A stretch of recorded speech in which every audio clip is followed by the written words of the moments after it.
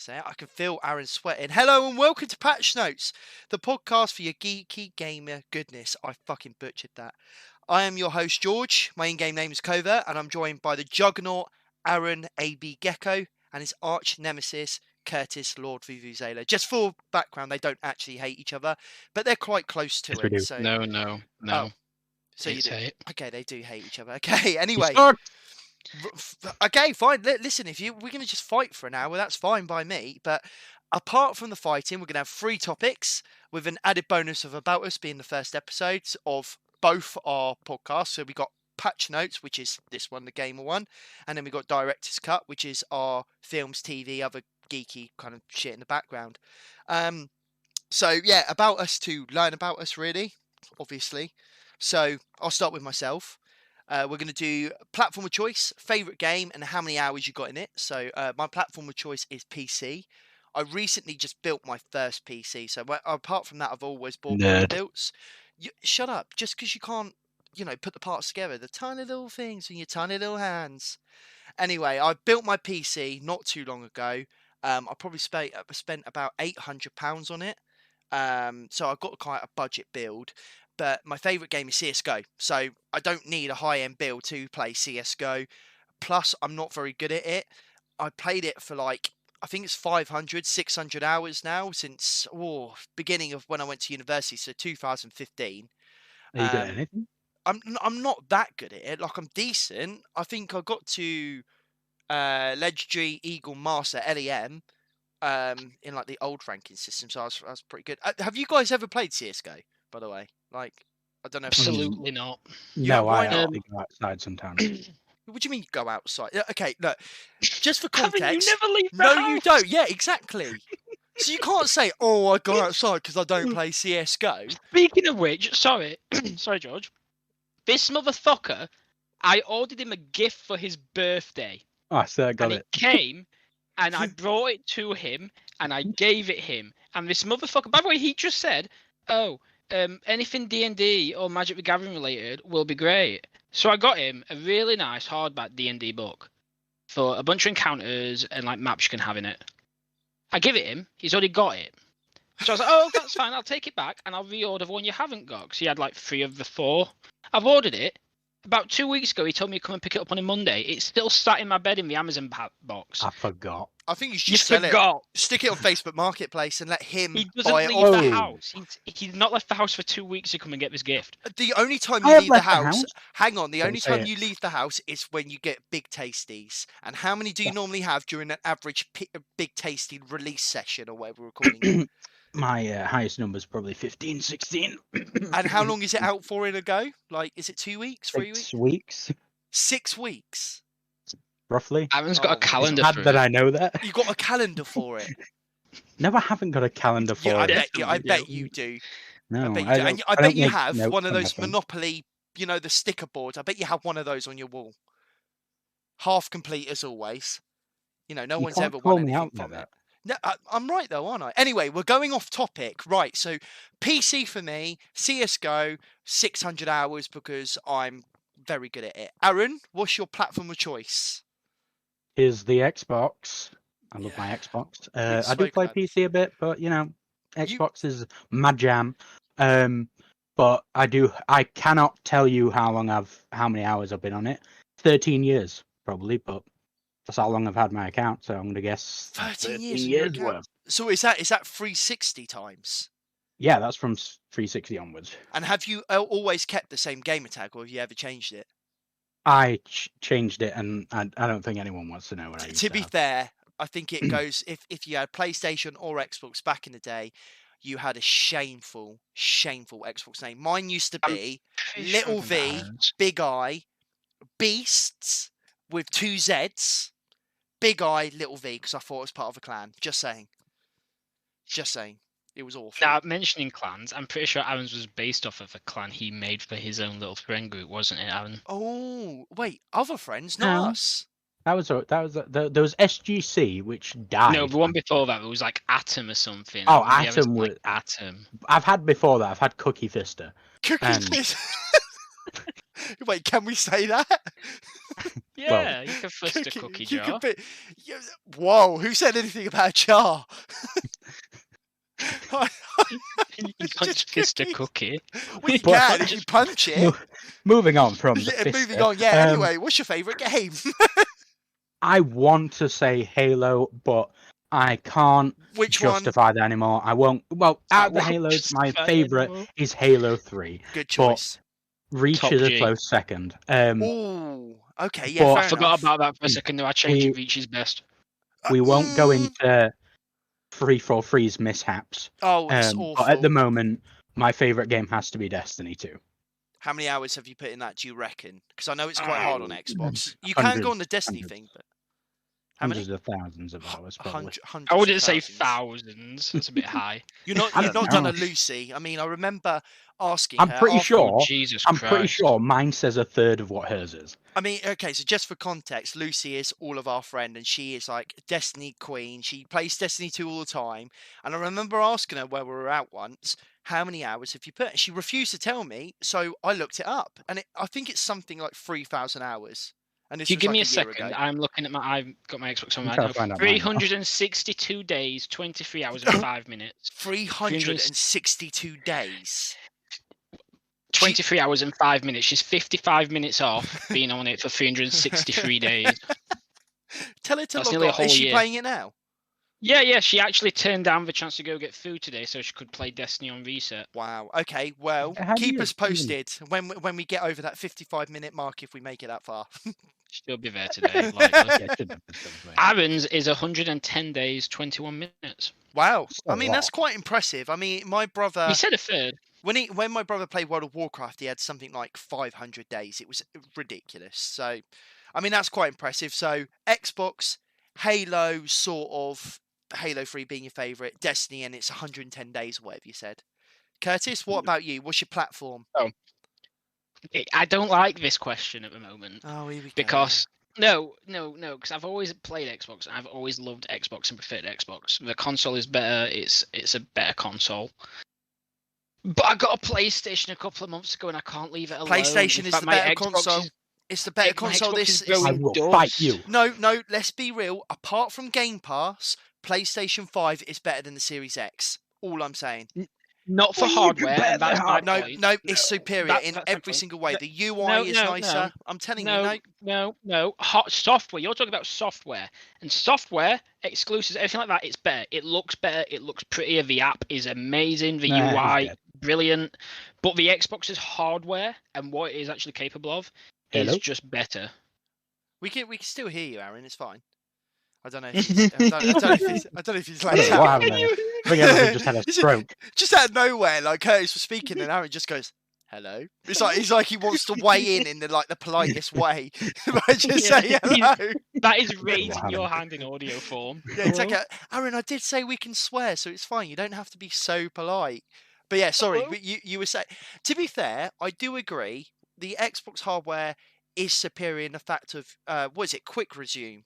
That is incredible. Quick But it- resume is fantastic. It's I've incredible. left the game alone for over a week. In fact, like 2-3 weeks, I've left it alone, and I've just been able to load it back up.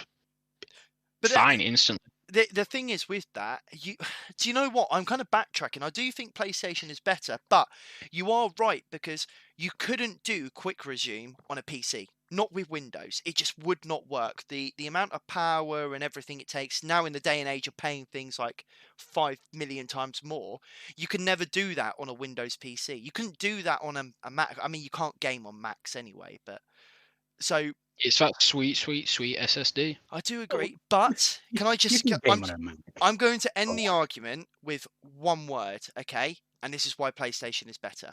Spider-Man. Exclusives.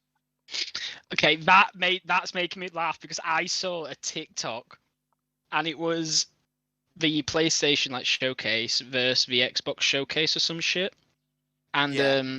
it was. Do you remember Mr. Bean? Yeah. Oh, Oh, yeah, yeah. with the pens, isn't it? Yes, and he's at the courtroom with a lawyer, and this lawyer's trying to do one over on him, and the lawyer is Sony, and they put down a very nice fancy pen, and it's an exclusive. And I think it was like Spider-Man 2. They just put down Spider-Man 2, and then Mr. Bean Xbox starts pulling out every pencil he owns, and it's just Starfield, Avowed, Fable, and it just what's keeps the really going. ironic thing about that scene? I remember someone saying on it, all of the stuff that he puts out doesn't work. No, yeah, the pencils don't work. Yeah. Like in the Mr. Bean episode. But it was just so funny. Because I will give them that. Xbox have really done well on this showcase. They really did well. The thing is, though, I think Xbox have been lacking for quite some time. If I'm honest, they're slightly behind on PlayStation's exclusive. So if you think about that, I know PlayStation fanboys just throw the word exclusive all the time. Xbox used to have Halo. Halo was a massive deal. If you wanted to play games with your friends, Halo was the one. Halo 3, Halo Reach, like you said, both of you, incredible games. Well, Xbox Halo nowadays, was the one. But you don't get exclusives. Well, Halo was the one that revolutionized multiplayer, like Combat Evolved did. I agree. So, but the thing is that Xbox are now starting to realize is that 343 really messed up. And that's why there is like they didn't even show the next season of Infinite because they're probably so disappointed in them because they have probably lost them tons of money. The funny thing is, I follow 343 on Instagram, and they post stuff like they're so unaware. They're like, "We are so excited to release this new battle pass," and all the comments are just like, "Dead game."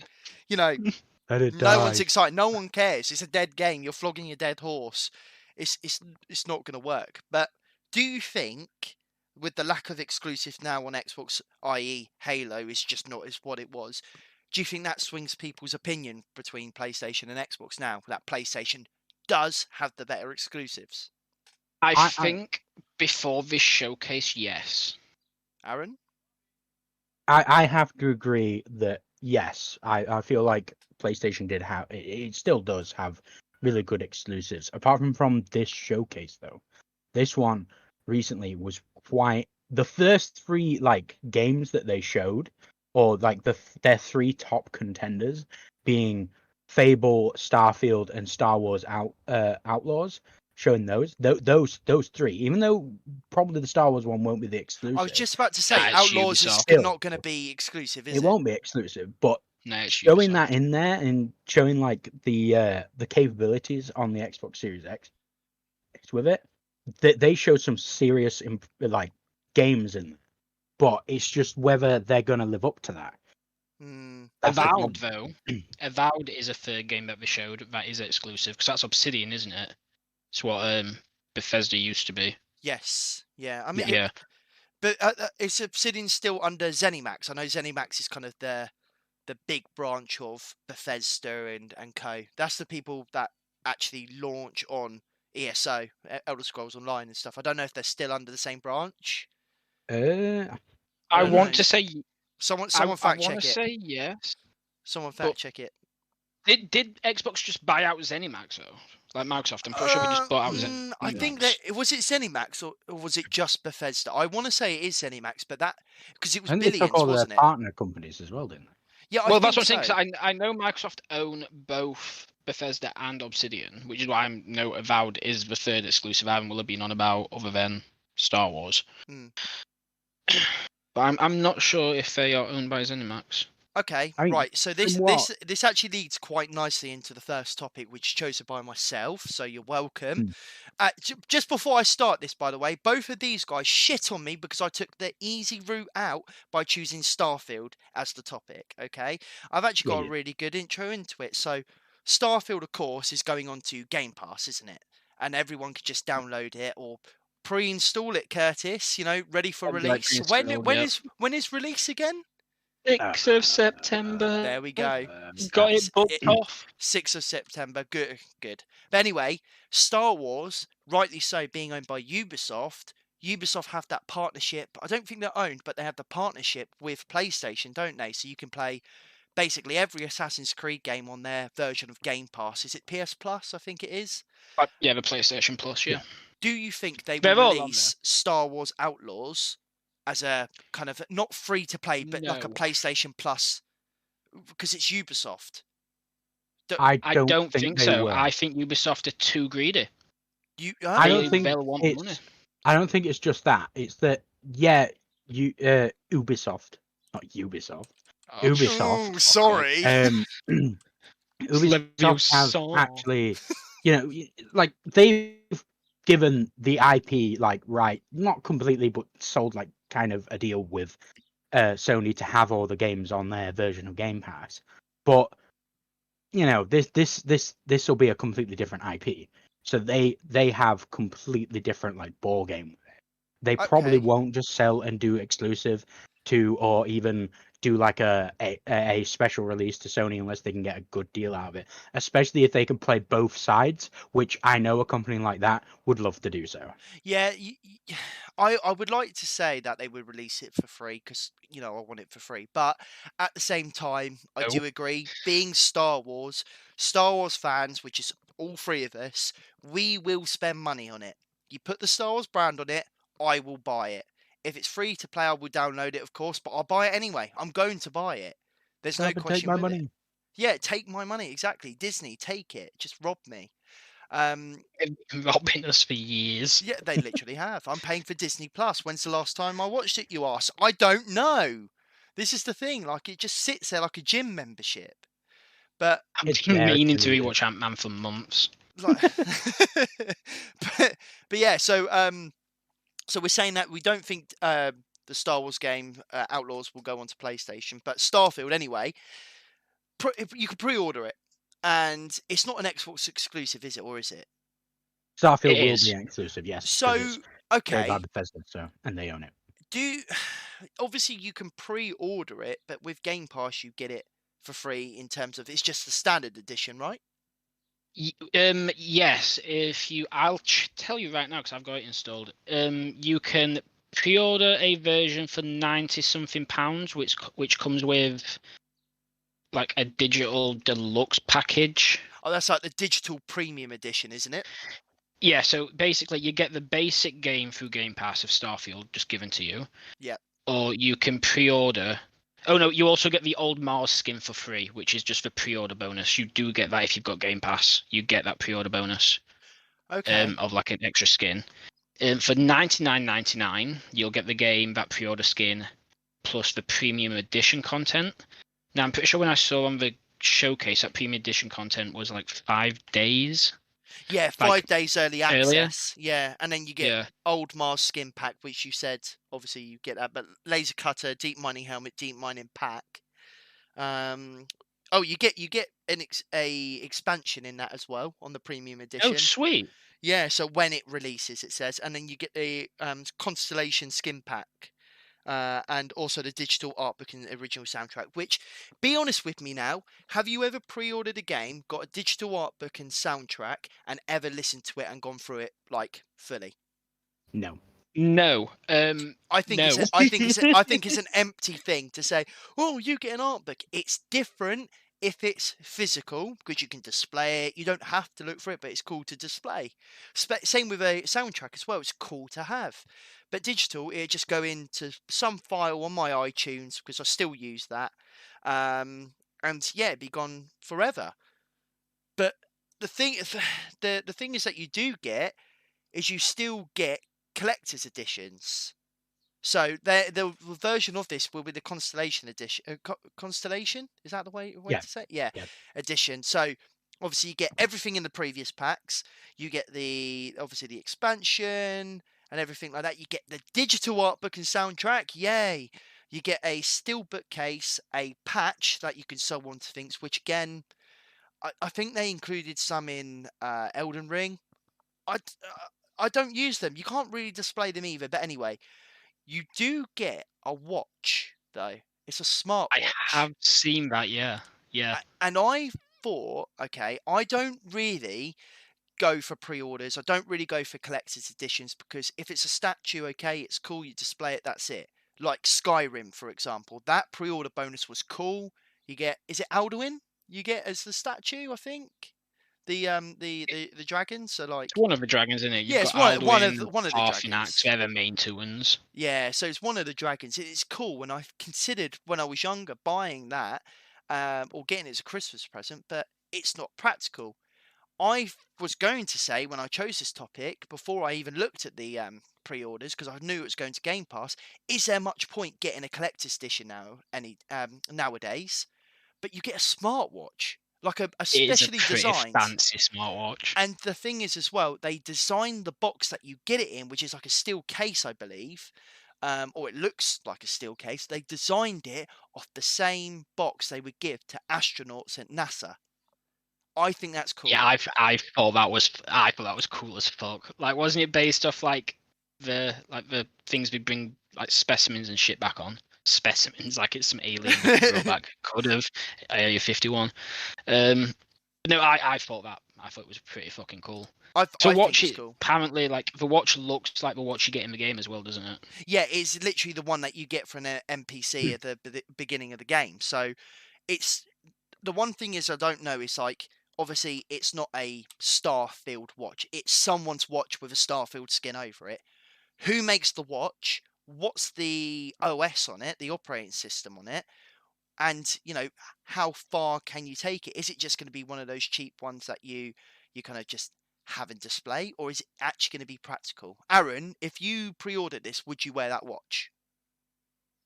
I don't typically wear watches anyway, so I don't actually know if I would. Okay, See, so I feel like it would mostly just be a display piece. I was just about to say, I have this. Would you would you buy it just as display? But obviously you would. Yeah, I mean, like I think if I was gonna get it, I'd be happy to display it, but I'd be too scared to wear it because these collector's editions typically there's only so many of them, or they only do them for so long, and for those that have like the watches and stuff, wearing it around, I have constant anxiety. Someone's either gonna steal that shit, or you know, you're just gonna lose it because I'm an idiot and I'll lose it. Yeah, I mean, I think it goes for. I mean, if you can hear weird noises on the podcast, by the way, it's because I'm clicking around my computer. But I think it goes for £250, the collector's edition, which isn't too bad. My highlight of it, though, and this is going to sound really, really strange. So in the collector's edition, you get like a Starfield credit. So I don't know if they're just going to call them credits or whatever it is. You get an individual credit with your game code on it. So obviously you get the code, put it on your Xbox or Steam or whatever it is. You use that credit. How cool is that? It's your individual credit with your game code on it. It's never going to be made like that again. Come on. That's pretty cool. Is that what they're doing? I've not bought That's many what they're doing. Ever. Nice. I've only ever bought one, and that was I didn't even get it when the game came out. It was it's a game that is on the Switch. I think it's Machina X Machina or Machina X Machina. I think it's called that, and it was like a cool little robot statue. It's kind of Transform style.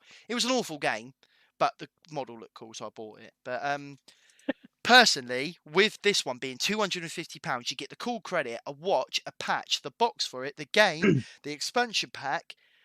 I think they've done pretty good on that, and they can sway people from going from Game Pass, just having it for free, to buying a collector's edition.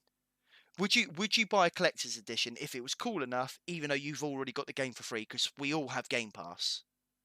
If you were talking to my younger self, absolutely. Like, absolutely. Is that because you were reckless with money? Yeah, absolutely. Yeah. I mean, I bought the Black Ops 2 collector's edition for the simple fact that it came with a drone that I broke within like 2 weeks. So, yeah, it was really cool. It came in a giant box. It had like a drone in it, and it was a really nice collector's edition. My mum got it for me for Christmas, and I broke the drone. That's so ungrateful. I didn't mean to. I bet you did. You pulled out the box, you went, wrong one, and snapped it over your knee. What was it? I was like fucking, what's his name? Dudley or some shit from Harry Potter. 47? Oh, yeah, 47? No, 46. Last year there was 47. No, I don't know. Skip the reference. Shut up, Aaron. No one likes to smart ass. He says 36. Counted them myself. 36? 36? 36. Yeah, but they're a lot bigger. Or something like that. Anyway, back to the collector's editions. So you got it. You were really happy. Do you know what one? Actually, just going off a tangent. the collector's edition I always wanted. I think was it Modern Warfare 2 when you got the night vision goggles? Or was that Modern Yeah, Warfare I remember 3? that. I don't know which one it was, but those night vision Googling it. goggles. Yes, I remember. Call of Duty night vision. The one I always wanted, MW2. which our friend would agree with as well, actually, is the collector's edition that came with the Juggernog mini fridge. And Holy shit! I wish I got that one. Yeah, Ellie would love that. She really would. she would have. All I'm saying, okay, is I shouldn't be allowed adult money because I've just looked up which Call of Duty has the night vision goggles. It is Modern Warfare 2. They go on eBay for like £96. All I'm saying, may as well. Yeah, like legit. You need adult money. Like, yeah, exactly. And like when it's dark, I don't want to wake everyone up, do I? So I might as well put the night vision goggles on. I think that's like a pretty Captain good price. Yeah. It's just in the middle. I just need to go up for dark. a piss. Yeah, Bravo, Bravo 6 6 going dark. You just hear me pissing in the background. It's pitch black, but it's just this bright green light. I need this. I'm shouting out, asking what you're doing. Yeah, what are you doing? Take those goggles off. Never. Like, honestly, I'm constantly on a mission. Amazing. I'm going to purchase this. I will put it on my Twitter, which, by the way, shameless plug, I do have Twitter. I don't remember my @ so I'm going to look, but I'm going to keep talking as if I'm, plan to do this, and I know what my @ is. So I'm going to continue to talk, and it's at ITS, that's it's, Covert, which is my name, which is COV3RT. ITS COV3RT. Does anybody want to plug any social media before I move on? Absolutely not. I don't want anyone knowing who I am. I'm going to spread everything. Your info is going like wildfire. I'm just saying. That cannot end well for me. So there's details. It's too late, yeah. For the drone, because you broke the drone. We're doing this for the drone now. We're doing it for the drone. For the drone, yeah, exactly. Okay, so anyway, moving on. Next part is led by Aaron. So Aaron, take it away. So I like the clearing of float. Sorry, carry on. I want to talk about the Star Wars Outlaws. I want to talk a bit about that. Okay. So, from what I've seen so far at this showcase that they showed, the best bit and then like their main selling point from it is basically no loading screen in a way. Everything being completely seamless, so you can go from combat straight into hyperspace, straight into like coming out of it into a planet. It's just completely seamless, so there's just no loading screen sitting there in the dark screen seeing your reflection thinking, oh god, I need to work out. Like there's none of that coming along. So I felt a little close to home, Gavin. Surely the darkness of space you can still see like 6 chins. Remember, I did call you the Juggernaut at the start of this, so I'm not mentioning names. That was for his chins? No, not for my chins are covered up by my beard. I'll have you know. That's why we all have beards, don't we? Like all three of us have beards. Not as magnificent as mine. No, we're not as bushy as Aaron's. We do it to cover our chins. How many always chins? 16. Anyway, sorry, Aaron, continue. Yeah, so I wanted to go into a bit about it. So by the looks of things, the game's set between, I think they said, what was it now? It was like A New Hope, and it was when the Empire's first like setting in. So before they've started like taking over the galaxy, so when like Outlaws and shit will. So I guess it's like Mandalorian.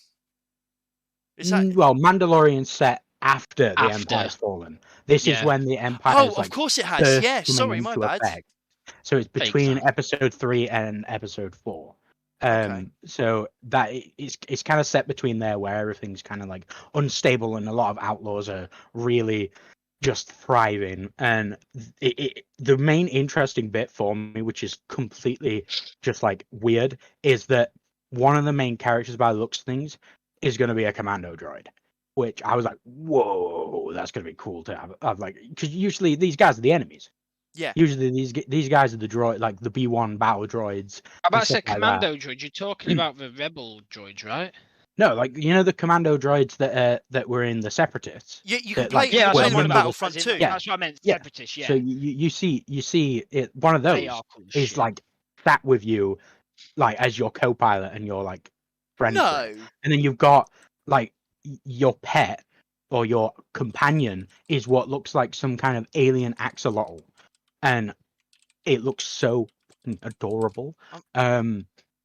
But it just overall looks like it's going to be a really fun game. So there's going to be like a wanted system.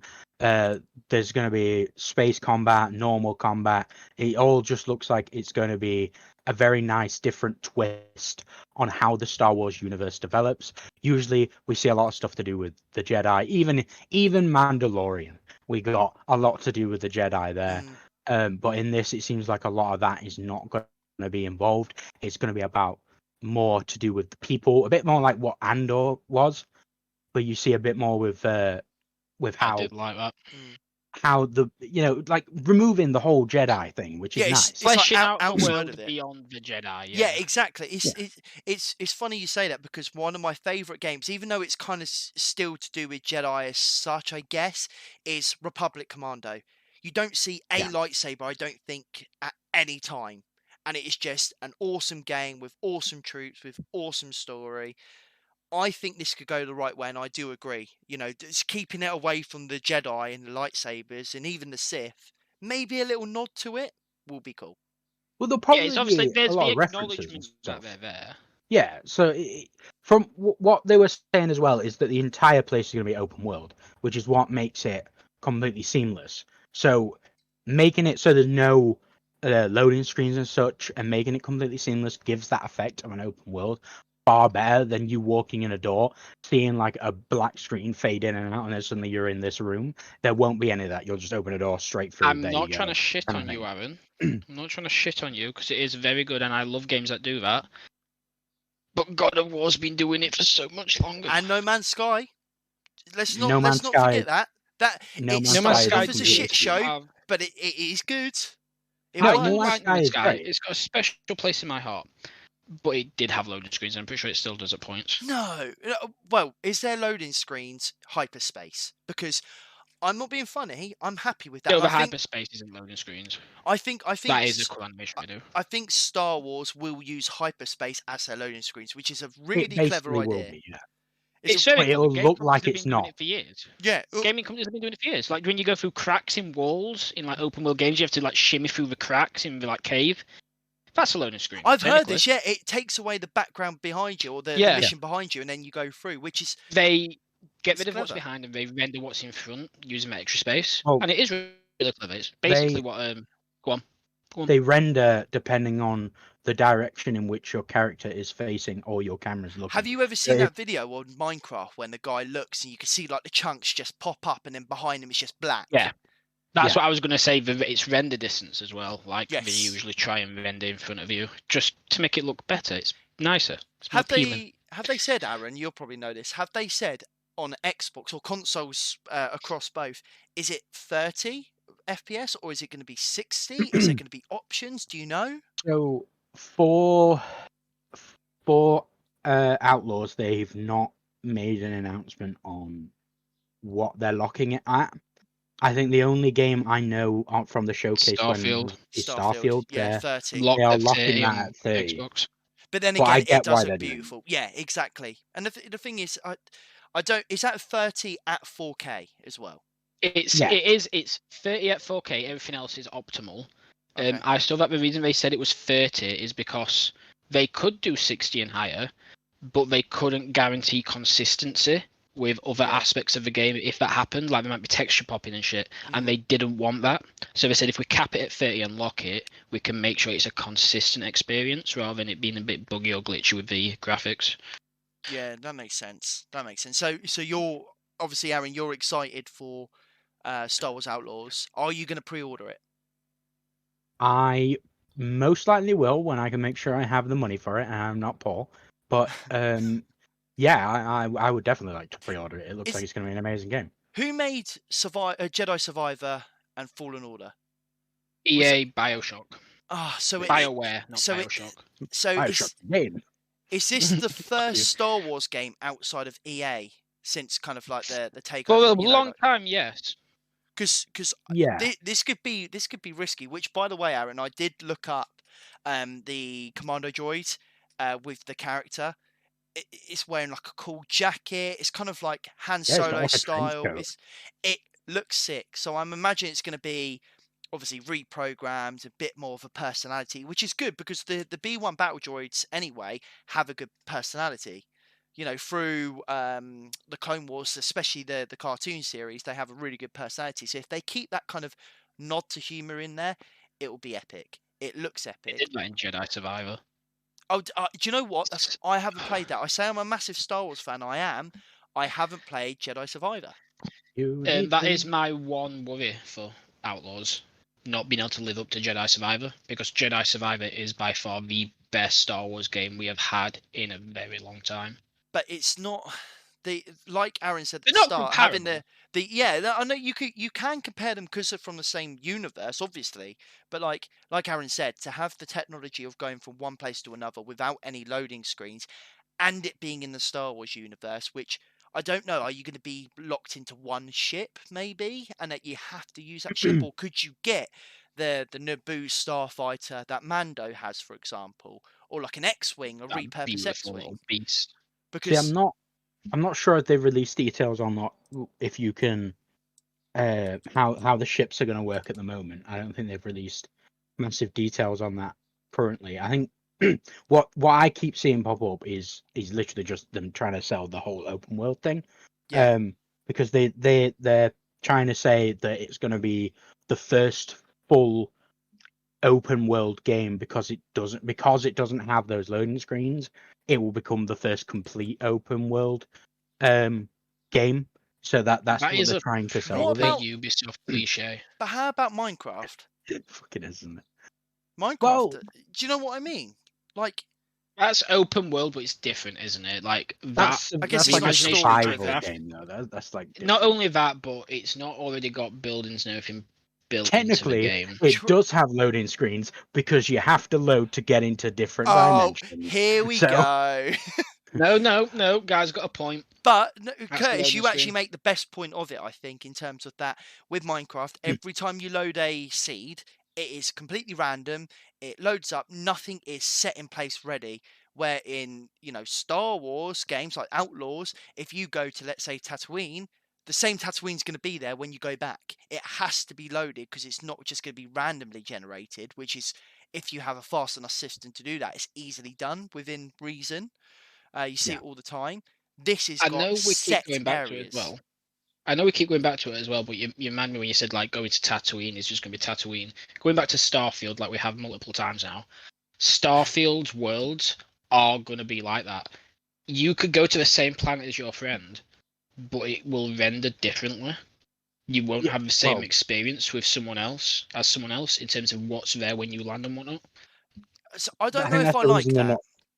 The See, that's planet will look the same. The biome will look the same, but in terms of the activities that spawn there and Oh, shit like that, the biome will be the same. They've said that the biomes and how they've made the biomes for each planet is scientific and dependent on like the planet's location from like the sun and all that cool like scientific nerd shit.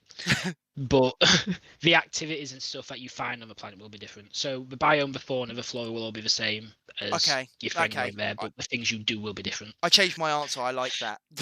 I I, like I that. liked that. I did really like that. The fact that you can go to a planet and it could be a completely different area or activity base you find. It was just nice. What that kind of reminds me of to a much lower scale, and I know we've all played this, is Star Wars: The Old Republic. You depending on your Oh, class, you go to the same area. You might go to the Jedi Temple, for example. As a Guardian, I've got one mission. As a, I don't know, a Jedi Knight, you've got another mission. We can do them together, but they're just separate missions that pop up and we yeah, have then you've got the separate dark ways. side, like the bounty hunters and shit. Exactly. George, when are we playing that? When are we playing it again? I've got it installed. Like, I tried playing it the other day. I definitely need to get the membership again, but it's insane. I remember we all tried to play it, and then we just like got to level 5 and stopped. But we need to play that because I actually rank Old Republic as one of the best Star Wars game ever released. Honestly, It's such an amazing MMO. it's really good, really really good. But Aaron, is there anything else that you're excited about Star Wars Outlaw? Or is it just kind of the technology? Which it's funny you say it because at the start we said about PlayStation, Xbox being able to do quick regime and stuff. Do you think it will run like 10 times better on an Xbox then? Yeah, I don't, because I think I know Xbox does have that slight upper hand when it comes to its hardware, but I really don't think there's going to be that much of a massive difference between the two consoles. I know a lot of the times people say they do, but I think that's completely, your own opinion, your own experience kind of thing. I think it's going to run fantastic on the Xbox Series X and S, but I don't think there's going to be a massive difference between the two. I think they're going to do great on either. I hope Not so. a noticeable difference anyway. No, that's the thing between the consoles now. I know that the One and the PS4, Xbox One and PS4, there was quite a difference between games like 900p and 1080p and all those kind of things. But nowadays, you really can't tell the difference. Within reason, you can if you really look at it. If you put it next to PC, even I don't think, unless you have a really beefy PC and you're really, really spending out money, I think the gap is very small nowadays. I think the main reason of having PC over maybe a console isn't so much the graphics anymore. It's more performance in terms of frames per second, and also the input. In the you can customize a PC. You can't, within a way, customize a console apart from changing the size and making it look all pretty and Well, pink. the main thing that's always been a problem with consoles is every so many years they release a new one. And if you don't buy that new one, you're behind on hardware. Yes. With a PC, sure, yeah, the parts get outdated after like half a year each time, but the parts are still relevant for years and years onwards. The only time where you have to like seriously think about a new PC is when it comes to it. I think it's its motherboard and CPU, but most of the other parts you could just replace. Yeah. And it's not hard. And then you could just sell the others as second hand, and it's just you just upgrade it, and you can't do that with an Xbox. You can't do that with yeah. I mean, with my old PC, I've literally just repurposed it. I wanted to make it some sort of server that I can put films and definitely like stuff on there, and then just access it from the home network. But then I eventually gave it to my brother, and he uses it. The one thing I'd be excited for, especially with the Star Wars game, is the requirements on PC, because when they brought out Jedi Survivor, it was optimized so poorly. It was asking for like 14 gig or something in terms of VRAM off your graphics card. So I want to see if they really if Ubisoft are going to bring it out better, because the one Ubisoft game that I have played a lot of recently is The Division 2, and that game runs beautifully on my PC. And like I said at the start, I've got a budget build. I've got an RX 6600, which is the AMD card, and like a budget CPU in terms of a Ryzen 5, but it runs beautifully. It's just optimized so well. It runs better than, Warzone, which in my opinion looks worse than Division 2. So I'd be interested to see the requirements of this, because you are right, at least the console is plug play. The differences aren't as big. But if they lock it to 30, will that be a selling point for PC players, like it always is, to have 60 and above? Honestly, I'm not going to lie, though. The second that they said it was capped at 30 with Starfield, like going back to again, I was tempted to switch to PC for that. Really? Because yeah, I feel the thing is, it depends how the game plays. Have they said whether they're releasing it on PC? Yeah. You can pre-order it on Steam. So it's Xbox X and S, and then pre-order on Steam. Which actually, can I pre-order it? I guess I could pre-order it through Game Pass for the PC. Yeah, they have it on PC Game Pass. Yeah, if you have the Xbox Ultimate, you have PC Game Pass as well as Xbox Game Pass, or you just buy the PC Game Pass and pay so much a month, and you'll get it free on that. I have Ultimate, so I have the Xbox and PC. So any games that come out for both, I get free on my PC as well as my Xbox. Yeah. A lot of those come with crossplay, so it's quite good for me and my partner if we ever want to play any co-op games. But there was one thing I did want to bring up about Starfield that kind of disappointed me just a tad little bit. I get why it is, but it's kind of, I would like them to eventually make it multiplayer, because it is a fully single player game. Is it really? Fully single player. But are they going to release this later? Are they going to do? Because I reckon Hogwarts Legacy is going to turn into a multiplayer game. Not massively multiplayer, but like, get some friends and invite them in. And then suddenly Hogwarts Legacy, which has kind of gone into the background and people have stopped caring about, bang, suddenly you can play with your friends. Oh, let's run round. It fades away. Bang, they're going to bring out the Quidditch game. Do you know what I mean? Is it going to be a feature for later? I'd like to hope so. But Bethesda very rarely make multiplayer games. Skyrim wasn't. Fallout hasn't been. Elder Scrolls was, like Elder Scrolls Online, but that's because they gave it to a different publisher, developer. Same with Fallout 76. That's the thing. You are right. Every single IP that they've had in terms of, Elder Scrolls or Fallout, they've always had a standalone multiplayer game. It's never been, like you said, Skyrim or Fallout 4, Fallout 3, without mods, obviously. You can play it with mods and it's really clever, but it's never the same experience, is it? I know the Skyrim one's quite good, though, the multiplayer mod, isn't it? I think Elden Ring mod that they made for it. I know it's a completely different game, but Elden Ring got a mod for that where you could play multiplayer.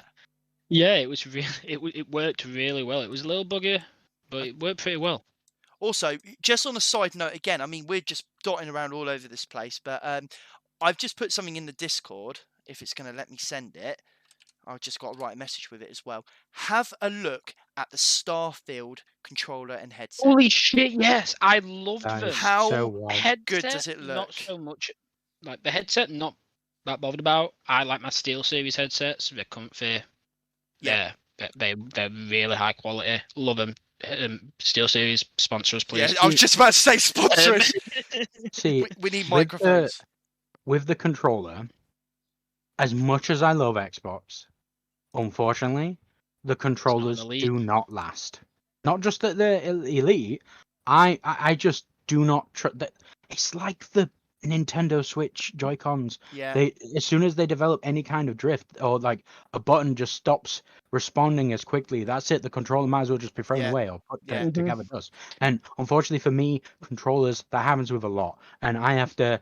And I mean, right now I have an Elite Series 2, and I had it replaced like awful controller a couple of months ago. It's not an awful controller. No, it is. I'm sorry, it breaks down very quickly. But that's an awful Elite controller. Series 2 it's a good controller when it works. I just sent mine off for repair and got it back about 2 weeks ago as well. That's not good enough. The buttons are already a little iffy. They never repaired the buttons.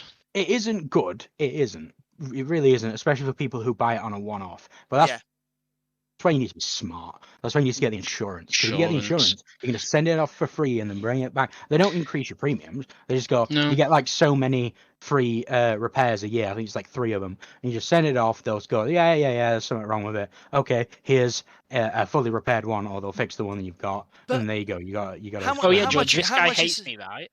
This guy hates me. It's me that told him about this. It's me that gave him the advice. And you won't accept your birthday gift from him. No. Wow. No. I'll accept the birthday gift. And the insurance, to answer your question, George, the insurance, I pay $2.99 for my controller a month.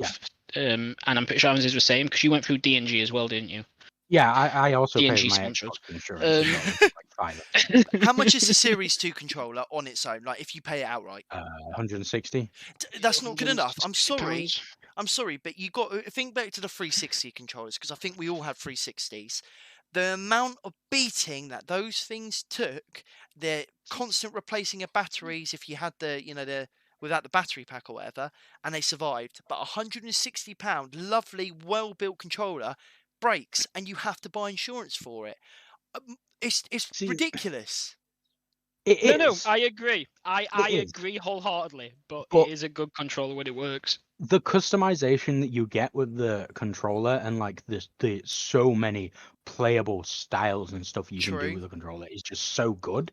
The downside is it does break down pretty quick because it's so fucking, there's so much shit with it that it does break down quite quickly. It's but that's too the glory of well, that's the glory of the insurance. Because even though it's costing you £3 a month, you just send it off, you get another controller, you basically got a £160 controller for life until you stop paying for the insurance or get a new one. I mean, they must be easy to repair, because there's no way someone would offer £3 for insurance to then just give you another controller, essentially just throwing another one away. They must be fairly like the Switch controllers. They do repair. It's not a new controller they send you. This is the exact same controller I had before. Mine definitely was. Mine was definitely the exact same one. I'm convinced with mine. But if they can't repair it, they will send a replacement. But they do attempt to repair it, and that's probably why it's so cheap. Because they're not just going to send a new one out willy-nilly. The thing they did with mine as well is that not only did they repair like the broken buttons, but they also fixed any wear and tear that was on it, like the rubber was coming off. You got a new controller. Yeah, and like see that there you go. So if that's the case, then I got a new one. Were your profiles saved on your controller when you went into the that's why I think I got another one. Yeah, there you go. You go. Oh yeah, they repaired this, repaired that. You got a new one. So you got a new one. I got the same one back repaired. Well, so there we go. So I got another one. So short straw has been drawn. So the one I used to have must have been a piece of shit, and they gave me another one. That's the one you've now got, Curtis. And now this one. 100%. They saw your controller and the fact that you were like, oh, it's just buttons breaking. They turned it over, saw the grips, and thought we can't send that back, and just packed you a new one. That's 100% what they did. The guy repairing is just turned around. We've got another one. This one's just completely fucked. Just send him a new one. Hopefully he doesn't notice. What's it? Crumbs in grip and law. Just whoa, right? I do not like. Here we go. I've triggered him. It's 16 big tasties worth of grease just dripped into it. It's just the grip is slipped off.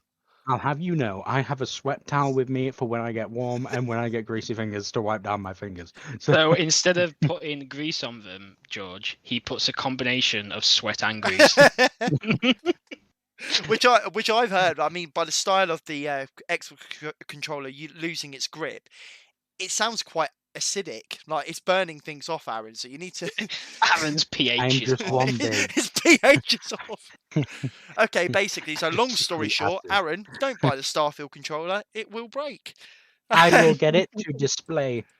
Oh. Honestly, I would. I'd get it and I'd put it on a fancy controller holder and it'd sit there. It's a pretty controller.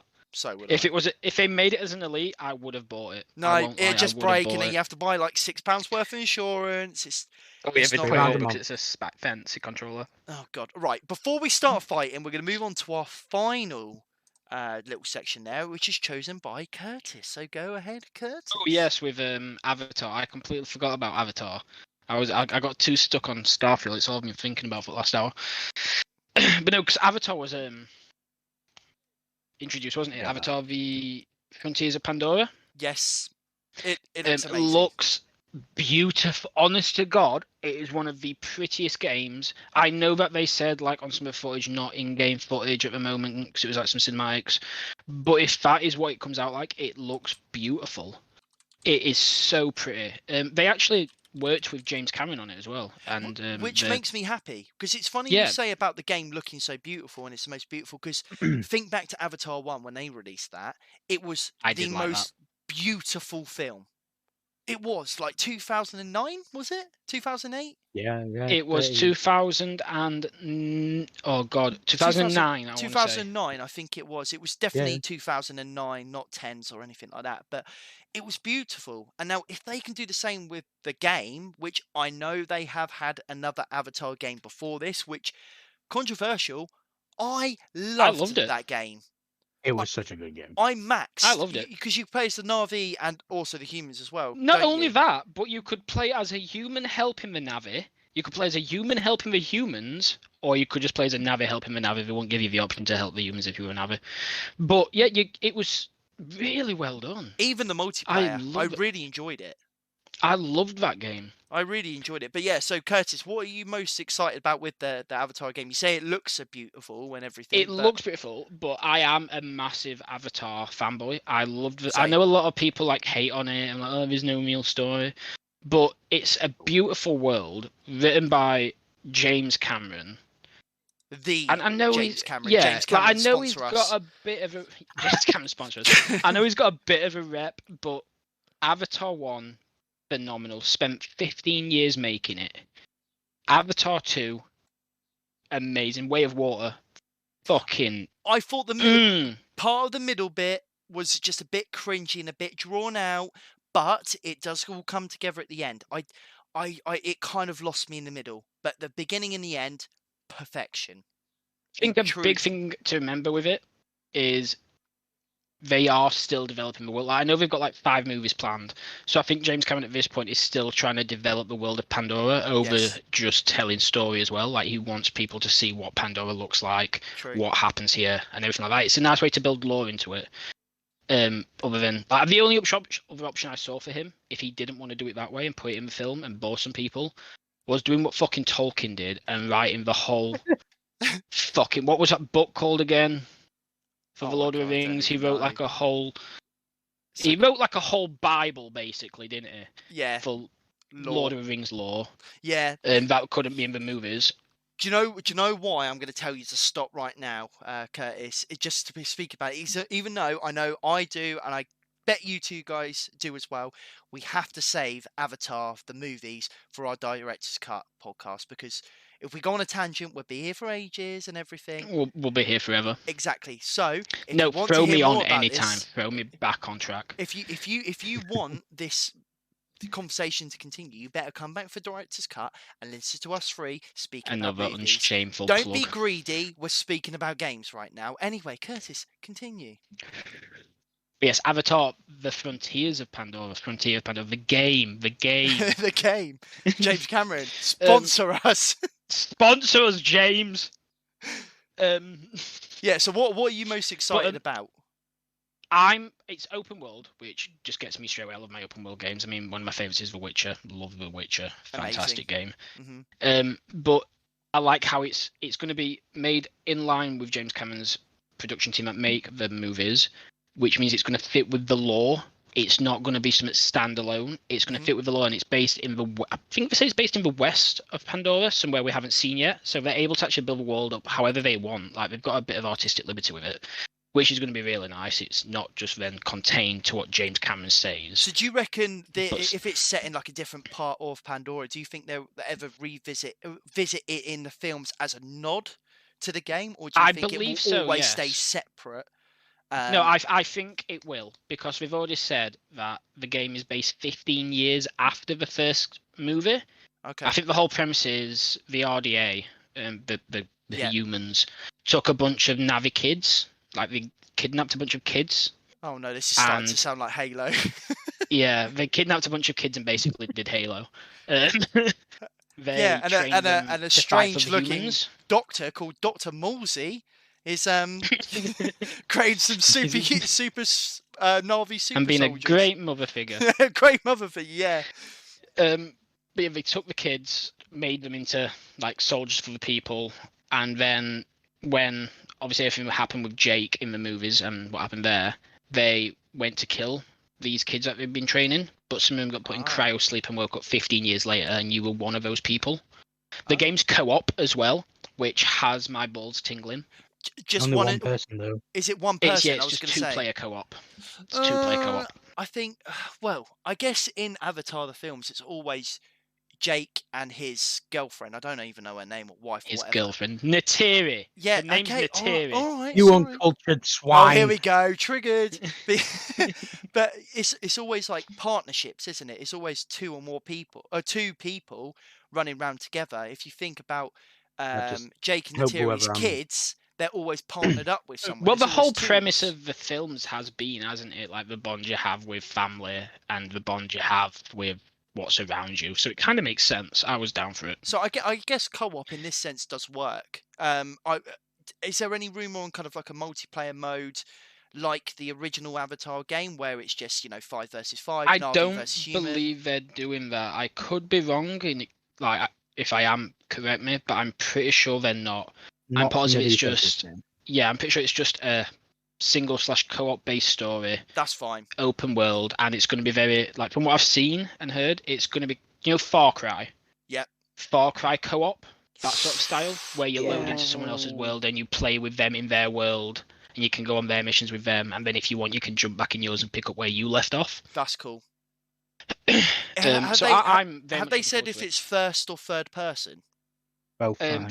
Yeah, I'm about to say, I'm pretty sure it's both. What would you play it in? If you had to choose one and stick with one, what would you play it in, Curtis? I am a low-key narcissist, so I am picking third person just so I can see how cool I look. Aaron? I would like to say I could pick, but I'm just going to shut down this question a little bit. Oh. To be a little downer on this. So when I say that they're doing both, it's both depending on the situation. So you're going to be in first person when you're doing first person-y stuff like shooting and stuff like that. When you're riding on vehicles and stuff. Yeah, and when you're riding on like what they're called, the Banshees, you will then be Ikran. Yeah, then you'll be on in third person. My name's Curtis and I know all the Avatar lore. Sorry, carry on. So it's really scene dependent on if it's first or third person. I mean, see, I'm not against that. If it kind of forced you into kind of first person when you're just running around, I would hate that. I'm exactly the same as Curtis, where I like to be third person because I like to see the cool armor I'm wearing, the cool bow that I've got, and all those. The field of view is nice too. Yeah, but like, wait, what? The field of view, the FOV you get with do you know what? I thought you said the female view, and I had to stop because I agreed straight away. Anyway, don't cancel me. Moving on, we're going to get cancelled before it's even begun. James Cameron sponsor us. But yeah, I mean, I prefer third person in that sense. I think the world is going to be cool. I think it's going to be cool to explore. It's definitely clear that Disney and everyone is like full into it because obviously they made that part in Animal Kingdom, the park, didn't they? Pandora, Avatar Land. So they're obviously kind of deep into it and they want to progress yeah, because Disney own it, don't they? I believe. Yeah, they do. They do. And they own everything. Yeah, they do. They own us. We've established that. They own us. Like, support the mouse. Mickey Mouse be raw dogging you. Just staring House at you. Of Mouse. Yeah, House of Mouse. We all love the House of Mouse. House of Mouse. Do you ever have night terrors and you see some weird silhouette? It's actually Mickey Mouse. Yeah, you just sleeping and all you hear is noise. Ho ho! So they just start screaming. Ah! No. But no, Mickey, no. Anyway, back to not slating Disney. I do think that if they do the game as kind of a separate thing and then nod to it rather than in the film they then go to the camp that you were at or the tribe that you were at, I think they should keep the game story separate from the films and not merge the two. I'm going to keep that opinion for after I've played it because I didn't think it was a good idea to ever do something like that until I've played the Lord of the Rings game, Shadow of War and Shadow of Mordor. I would fully be okay with Talion being canon to the story of Lord of the Rings. I would be more than okay with that because Talion is a fucking top G. I'm taking that back. That's Andrew Tate. Fuck Andrew Tate. But no, Talion is an absolute beast of a man, and I would love for him to be canon in Lord of the Rings, but he's not because he's part of the games. But wouldn't you prefer a nod to? Wouldn't you prefer? Because so for example, going back to Star Wars, you don't ever see the Republic commandos outside of the game, apart from one, maybe two scenes in the Clone Wars series where they go to recover a Jedi's body and all four of them walk off. It's that small little nod to that made me so happy because then they don't ruin it. That's my point. Are you saying about are you saying about the commando troopers? Yeah, you know Republic Commando, the commando troopers. You got. Is it Delta Squad? They have made them a lot more present in recent stuff now, because go fuck yourself, George. In the Bad Batch, you see quite a few yes, you do. Commandos. Yes, mentioned and or seen. But you never really see Delta Squad, do you? I know obviously the thing is with Star Wars is you get the different armors, the different class of troops and stuff, so they can come up. And you can see them a lot more, but it's touching the characters. That sounds really wrong, but that's not what I mean. Like, they didn't mess with Delta Squad. They walked off the ship. They had the visors. It was clear who they were if you were a fan. And that's it. End of. They didn't do anything. Is one of the commandos from that called Scourge? Yes. He's in the Clone Wars. Wait. He's in Bad Batch. You see him in the Bad Batch. No. I haven't watched all the way through Bad Batch. You need to watch it because he's in it. No, let me have a look. Yeah, but how long's he in for? I think he's in it anyway. You are right. You are right. There he is. There you go. See?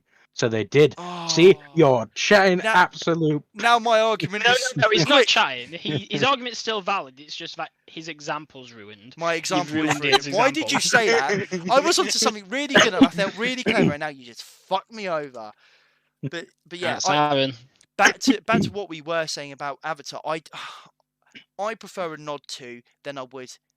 Not so much like removing it from canon. Keep it canon, and it is a thing that happens. But don't overdo it, and don't just make it the focus. Oh, you played as this guy, and now he's a main character. No, don't do that.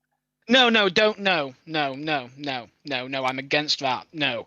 That character is me. I don't want that because then I don't get to decide who they are in the film if they make them that different. No, I'm not okay with that. But going back, like going to the Western frontiers on Pandora and seeing where that character has been, maybe going to the same villages, maybe talk about them. But no, don't put them forefront as a main character. That would ruin it for me. Agreed. Don't do that. Agreed. Okay, so out of the three, so we've all picked. Star Wars Outlaws is obviously open world. We picked. Tangent. Oh, go. Sorry. Fucking, how could I forget about it?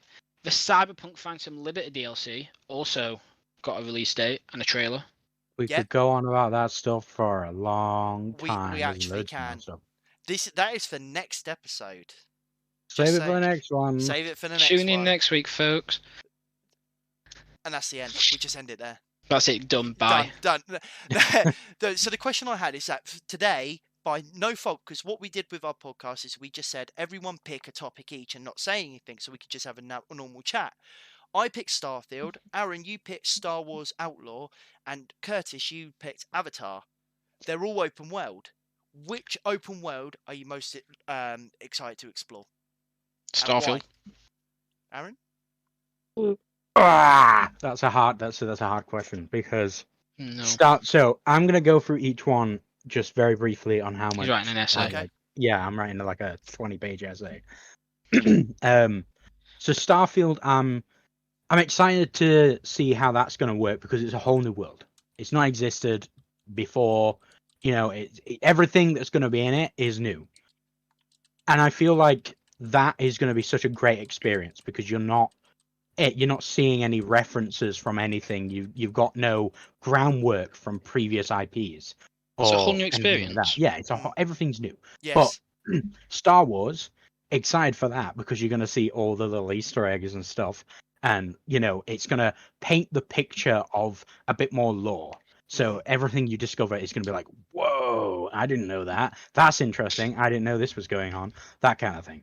And then there's Avatar. That's like, you're going to see so much more areas of Pandora that you just never would have thought you wanted to see. So what you're trying to say is, so you got almost like a sound, like the ranks. So Starfield is brand new. Star Wars we have visited countless times in loads of different games, but you get to see it again in a different way.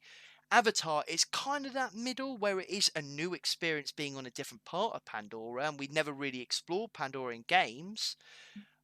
But with familiarities in terms of, from the films and from the old game and stuff. So it feels new, but it isn't new. Starfield is new. Star Wars, it just isn't new. So it's like, Starfield is completely new. Star Wars Outlaws is gonna be filling in more holes, filling in more pieces of information and questions that probably people might have had about the information between certain eras and stuff like that. So even though the areas will probably be new, we're still going to be learning more about the whole world. Yep. And then Avatar is going to be similar to that, but this is going to be, you're going to be seeing areas which you never thought you even wanted to see. Like they haven't, because Avatar has only been so much shown and so much explored. This is kind of going to be completely new, but also on the basis of the films in a way, because we've got kind of like a bit of lore in terms of the creatures and like the types of people you can encounter and stuff like that. You made a good point. Groundwork. You made a good point there, Aaron, as well, in terms of like the fact that we've only had 2 films of it. Thinking about it from that sense, we've only ever had like 5 hours with Avatar as a whole. We've only seen it for 5 hours roughly. This is going to be a whole game where you can spend hours upon hours just looking around Pandora. Yeah. See, my pick would be Avatar. the exploring Pandora as kind of fresh but familiar would be amazing. Star Wars, I'm excited for. Don't get me wrong, but like I said, we've been to these places countless times within reason. Starfield, I am excited, but after playing Star Citizen, No Man's Sky, all those kind of like space games, Outer Worlds, I don't know if it's going to start to feel samey in a way. Do you get what I mean? I've never played Star Citizen. I've always wanted to, never played it. It's good, but it's very kind of the systems in it is good. The game is very good. The gameplay is great. But what does it for me with Starfield? Well, what does it for me with Starfield is No Man's Sky is an amazing game, and yes, Starfield could just be seen as another No Man's Sky in terms of going around space. But it's the narrative this time. There's an actual narrative built into the world. So there's going to be a story to do, there's going to be a campaign and quests, and I like that aspect to it. So, because you're not going to be walking around thinking, oh, what am I doing? What should I be doing? You're going to have a mission to do. You're going to be able to go to that quest and do that, and on your way you might stop off at 5 different planets and get lost for 2 hours. That's not a bad thing. It just means you've still always got somewhere to go after you've finished exploring. But what it sounds like is that they're kind of trying to jump over Star Citizen's head. So they plan to have a campaign. Don't know when, but they've got Mark Hamill starring in it and his face tracked in it and everything. They've got that narrative incoming. I know obviously Starfield, Bethesda games generally are amazing story games. Every Bethesda game that I played, I've enjoyed the story fairly. So it's like an actual backed developer of stories. So I get what you mean. I just think Starfield will be too samey. I want to be wrong because it looks amazing, but I feel it's just a risk of being too samey. But then again, that, but like I said, we've been to Star Wars how many times? You know what might sway you from that? Go on.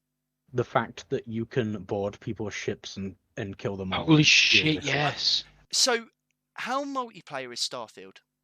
None. There's no multiplayer in Starfield. No, it's none. Oh, yeah, you did say this. You did say it. So I think he means when you drive roaming around space, any ship you see, you can choose to pirate it. You can either destroy it for scrap, or you can disable its engines. You can pick different parts of a ship to target with your systems. You can disable its engines and then dock onto it, board it, and take that ship as your own. I would like add it to your fleet. Especially if you have to do, like in Mandalorian, where he has to transmit his codes to say, oh, it's registered. Basically, his proof of insurance in space. Yeah. If you have to go, you have to change the codes to you so it's not a stolen ship if there's any survivors, etc. That would be quite cool. But the reason I say, obviously, you said it wasn't multiplayer some time ago now. How cool would it be, Sea of Thieves, but like that? Kind of like Star Citizen, but a bit more accessible. Sea of Thieves in space. Sea of Thieves in space, yeah. Literally just the boats. Just put them in space. Just take the ship, put it Treasure in space. Planet. Yeah. It's like Treasure Planet. They're doing a Monkey Island DLC. We're doing a Monkey Island DLC for Sea of Thieves. See, that would be cool. We need to jump back on that. Which, by the way, I'm going to be streaming on this YouTube channel, and I'm sure the guys will join me as well with some other friends. So, in between our podcast content, I am going to be streaming just random games, probably some CSGO, some story games. If we get new releases, I'm going to be playing that. Diablo 4, I'm going to be playing the shit out of that. So you'll have to let me know what that's like. Well, there you go. Join the stream, you'll find out. All right, you're no different. Just because you're on the show doesn't mean I'm not gonna. You have to watch. You're a valuable viewer right now, Aaron. Not so much, but you, Curtis. I'm suck his dick, why don't you? You said I wasn't valuable. Yeah. How is that? Oh, sorry. That's the opposite. Keep going. Exactly. Basically gave me my dick back. Exactly. Boot him in the dick. Yeah. So to kind of bring it to a close, because I've just realised our podcast has gone on for 1:15. Curtis said he wants to go to bed, bless him, at 8 o'clock because he's at work and he's got work. So just to kind of bring it to a close.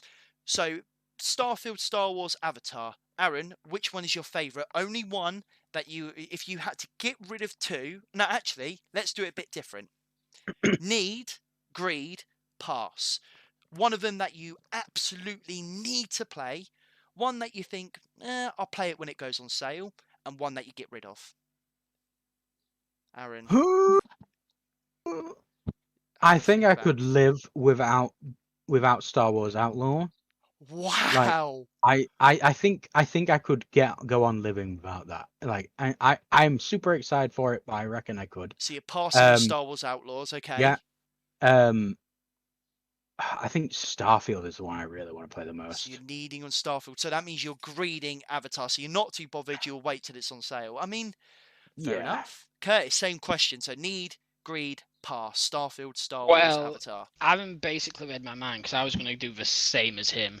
I already had it planned. Starfield is my need, fucking Avatar is my greed, whatnot. But I'm just going to change it up. I'm going to put Outlaws, obviously, about passing on Star Wars.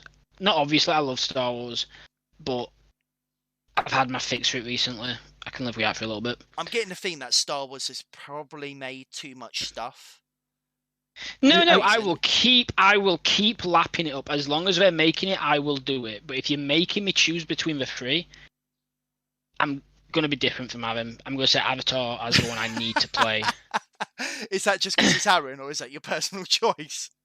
That's because it's Aaron, and I can't. Does someone agree with me? Listen, it goes. Oh yeah, you're right. It goes back to the birthday gift. Accept the birthday gift, and he'll tell us the truth, Aaron. Just take his gift. Maybe take the gift. Look, right. You see, I'm running low on fuel right now, and I can't seem to walk to your house. The juggernaut is spoken. I mean, to be fair, out of everything, I do agree with Curtis's order. Need Avatar. I think it's going to be amazing. I'm going to greed Starfield because, again, space, I'm not that bothered at the moment, even though as time goes on, it might catch my attention. And Star Wars, I'm going to pass as well. So I think we've all passed on Star Wars. And I think it goes That's down nothing against Star Wars. No, it's nothing. I love Star Wars. I really do. Probably not as much as I thought because I haven't watched The Bad Batch and I went on that tangent about Republic Fake Commandos. But, I like to think I'm a good Star Wars fan, at least then. But I have had my good fix. soldiers follow orders. They do follow orders. Don't in this case, they don't follow series. Just saying. But they don't follow law. They don't follow the law. But I've had my Star Wars fix, even to the point of Lego Star Wars, just playing through the film. So Star Wars, yeah, I nothing against them. Which actually, side note, 2 of the games that we said are being made by Ubisoft, right? Avatar and Star Wars, right? Yes, they're both Ubisoft games. Do you Ubisoft are popping off. Okay, do you think they're spreading themselves too thin? This is the last topic, I promise. They've got Prince of Persia as well. They've got Prince of Persia coming out. Are they spreading themselves too thin?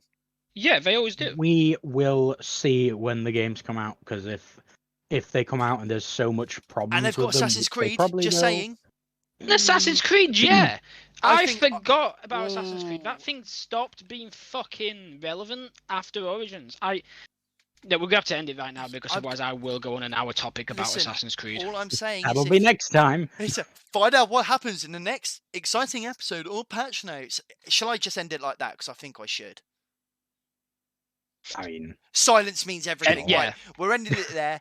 Thank you very much for joining episode. End it right now. Right now. Right, keep ranting. Right, fucking end do it right Here now. we go. I've got to go because he's going to do it. So thank you very much. That was episode 1 of Patch Notes. We're going to have Director's Cut coming soon. Where we're going to talk about Avatar probably because we started to do that. Patch Notes, we're just going to follow it again. This is going to be uploaded to YouTube and to Spotify, so you can listen to it on the way to work, on the way to school, whatever you need to do. Thanks very much for that.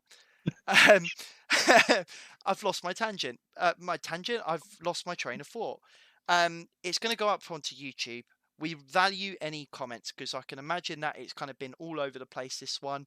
We've had some good discussions, but any feedback is recommended. Please share it with your friends, your family, your dog, your nan, your cat, your gerbil, your avatar, James Cameron. Share it with James Cameron because we need to speak to him. James Cameron sponsor us. James Cameron sponsor us. Guys, do you have anything to say before we end it there? Or are we all good? Yeah, you're an uncultured swine. God Okay, shut up. backwards is dog. Okay, brilliant. We're ending it there. Words of wisdom. Bye.